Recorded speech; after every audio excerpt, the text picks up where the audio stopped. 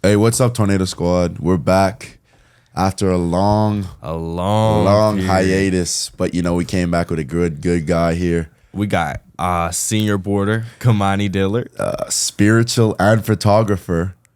Khamani, nice to have you on the show. It's great to have you on the show. It's nice to be on here, man.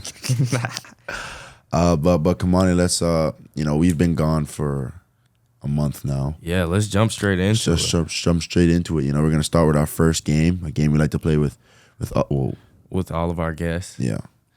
Are you familiar with Quick Fire? Oh yeah, I'm familiar.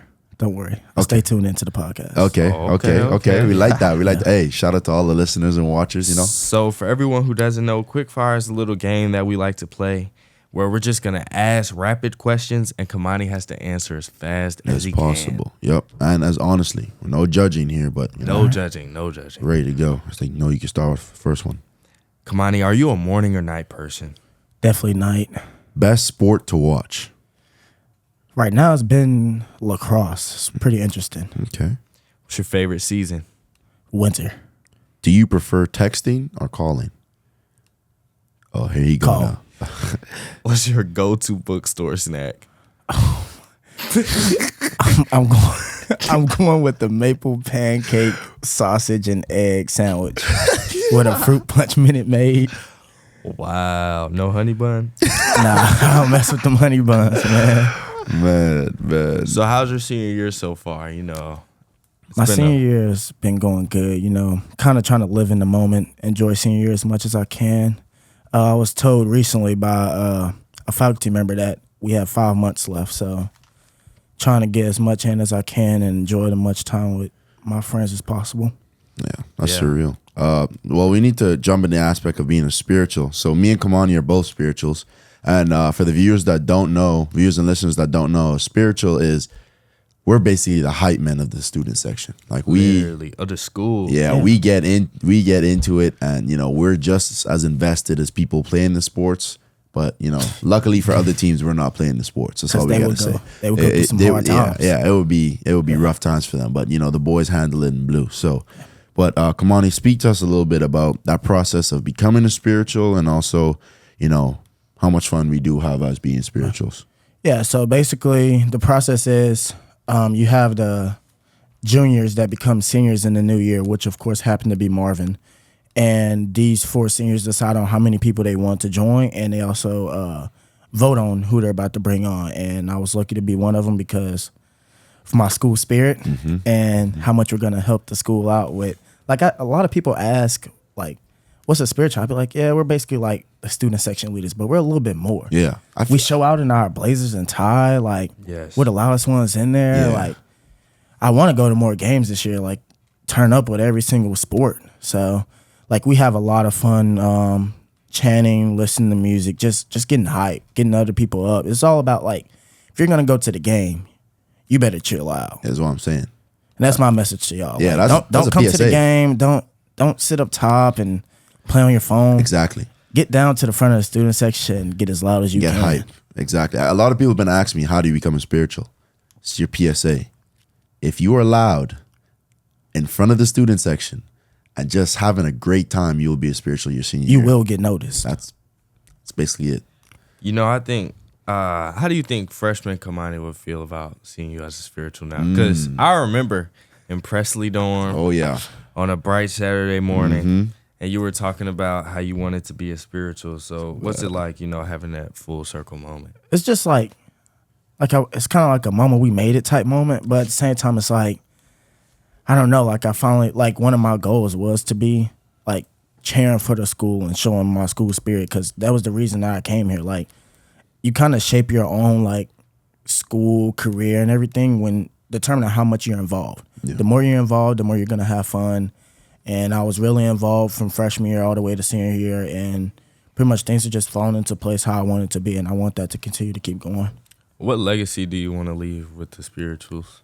With the spirit, I just want to know, like, I want people to believe that the spirituals are one of the hypest student sections in the country. Yeah. But it starts with all of us. We get loud, you have to get loud. That's just how it works, man. Yeah. Yeah. What's the most difficult part about being a spiritual? I don't know. The most difficult part to me is like everybody's getting loud. Like my biggest concern is people cheer for the offense louder than we cheer for the defense, and for the defense we give spirit fingers. And I'm a little confused, but I'm like, we just need to get loud, like yell. And I'm like, when people are not into the game, it kind of just brings the team morale down. True. Stadium pulse. Very true. Yeah, we need like a lot of stadium posts. Stadium pulse need to be up all the time in Spears for sure.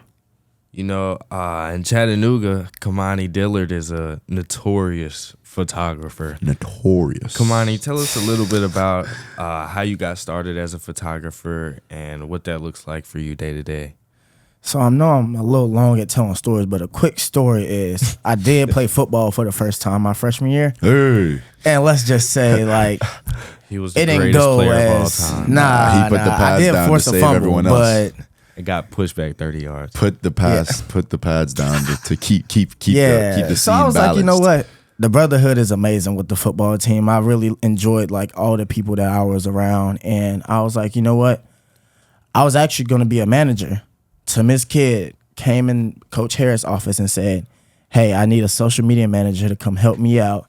And I said, you know what? I'll do it. And from that point, I was looking in her office and she had a camera. I was like, you know what? Like, I want to try to take pictures. And it was my sophomore year at Finley Stadium against Woodward was my first game I ever shot.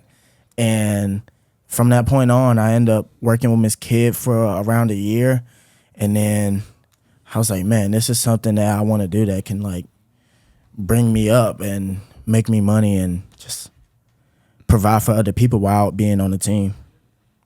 Like I really enjoy seeing joy in people's face when they see that amazing picture that I took of them. Yeah. That's Marvin powerful. Johnson. Okay, wait now. Yeah. Let's not do that. But yes, I was one of Khamani's first athletes to be shot. Not a Khamani is, as he said, notorious in Chattanooga. He's forgotten about his starter athletes, but it's okay. Can't forget where you came from. He's forgotten. Ladies and gentlemen, he has forgotten. I'm not going to get into it because this is Khamani's show right now. Marvin's still my dog. I want y'all to know that Khamani Dillard has forgotten about who he started off with. Just letting y'all know.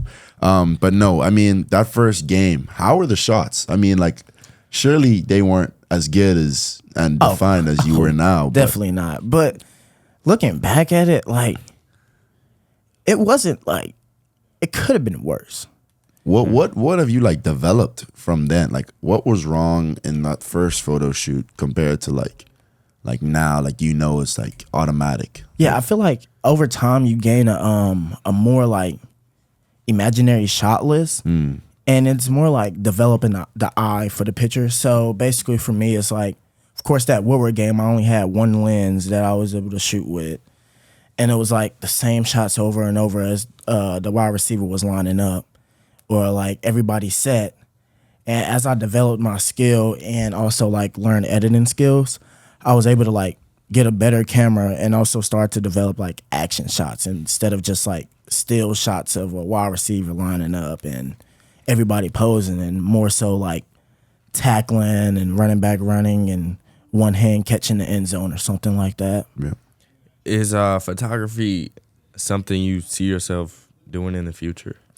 Possibly. Like up and coming, I might want to start a photo agency where I basically I have a partner that finds me clients, and I basically book my schedule and go take those pictures, mainly sports or like real estate and commercial photography and just stuff like that. Like I can book my schedule and be able to take pictures throughout a photo agency. So what are you planning on majoring in?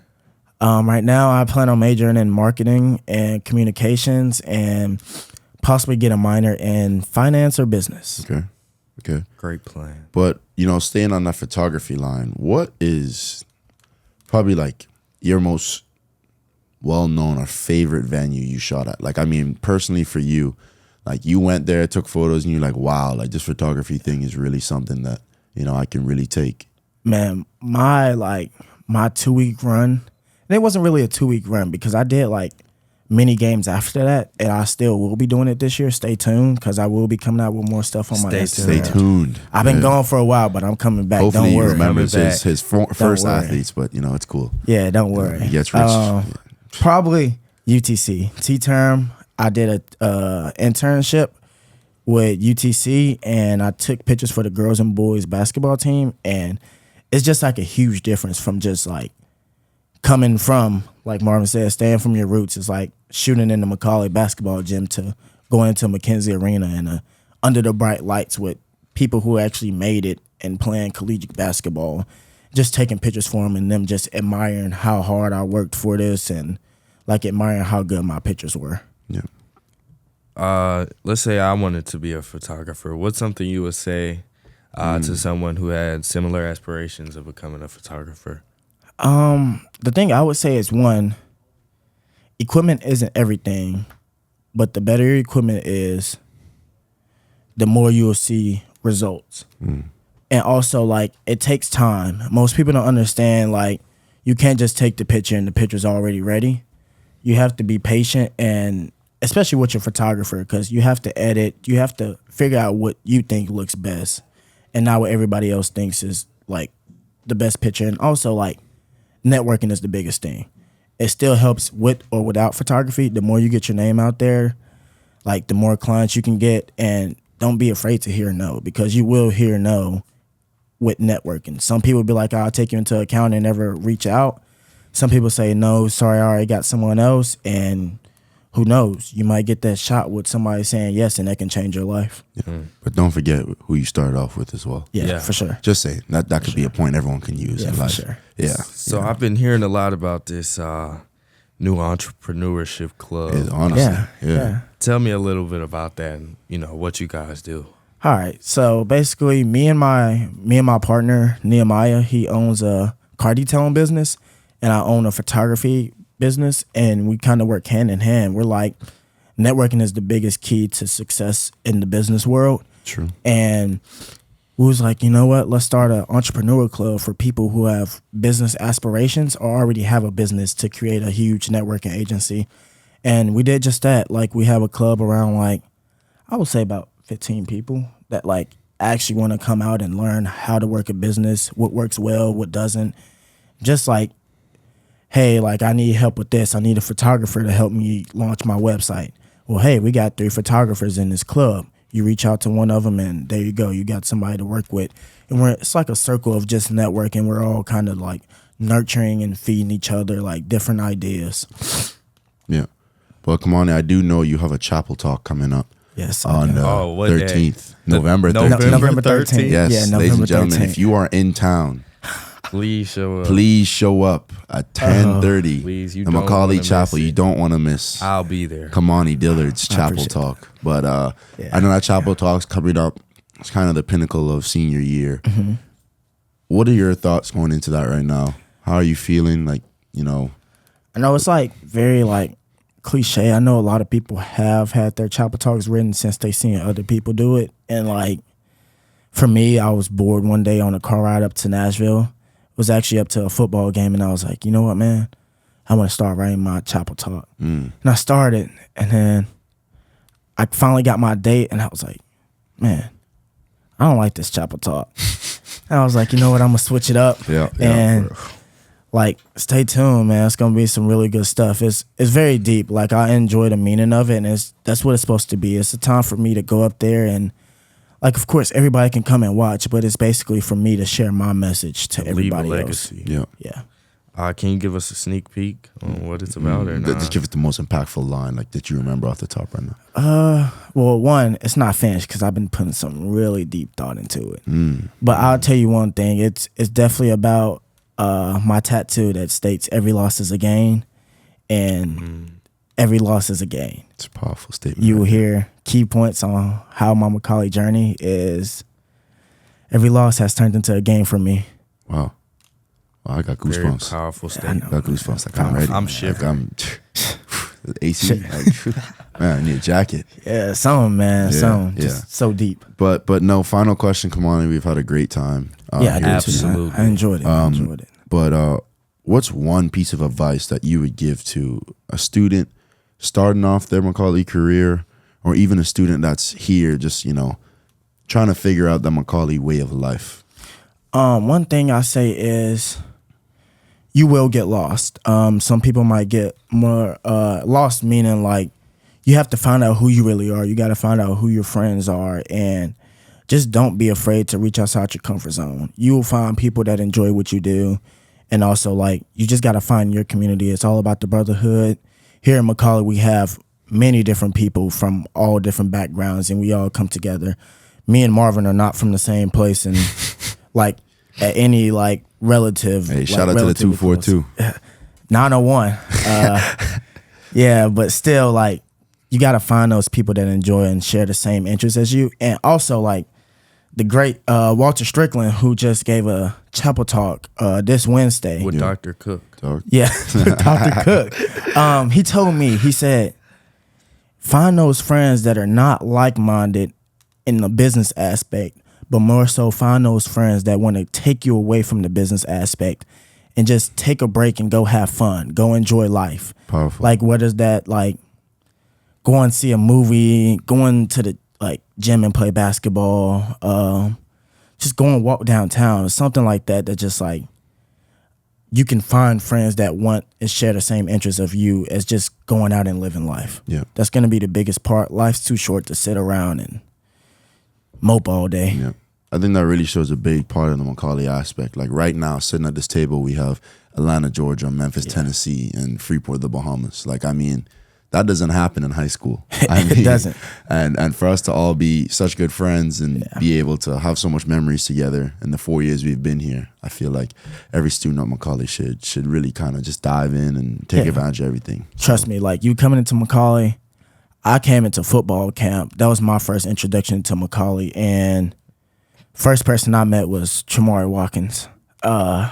Just going to the weight room to go get my tests, and we walked up to the dorm and he introduced me to a bunch of new friends, and it just started like that, where it's not hard to find people that have like minds as you and same interests. So get out there, go have fun, enjoy life.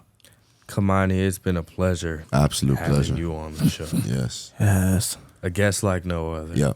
But you know, shout out to all the fans watching and listening. Yeah.